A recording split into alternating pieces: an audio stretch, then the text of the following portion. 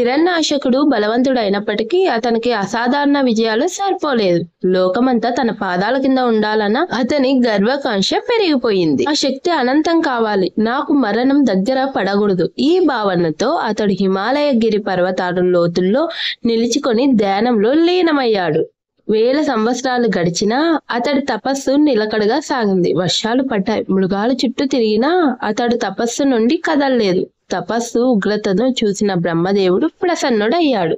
బ్రహ్మదేవుడు ఇలా పలికాడు, హిరణ్యాక్ష, నీ తపస్సు నన్ను తృప్తిపరిచింది, వరం కోరుకో. అప్పుడు హిరణ్యాశకుడు ఇలా పలికాడు, ప్రభు, నాకు అపారమైన శక్తి కావాలి. దేవతలు, మానవులు, రాక్షసులు నాకు ఎవ్వరూ సమానంగా ఉండకూడదు. నేను అందరికంటే శ్రేష్ఠుడిని కావాలి. బ్రహ్మదేవుడు కొన్ని పరిమితులతో కూడిన వరాన్ని ఇచ్చాడు. నీ చావు దేని వల్ల జరుగుతుందో తెలుసుకోలేవు. నీ శత్రువు ఇప్పుడు ఇంకా పుట్టలేదు. అలా బ్రహ్మదేవుని వరంతో హిరణ్యాశకుడు మరింత గర్వంతో నిండిపోయాడు. అతడి ఉగ్రత 3 లోకాలను కదిలించేలా మారింది.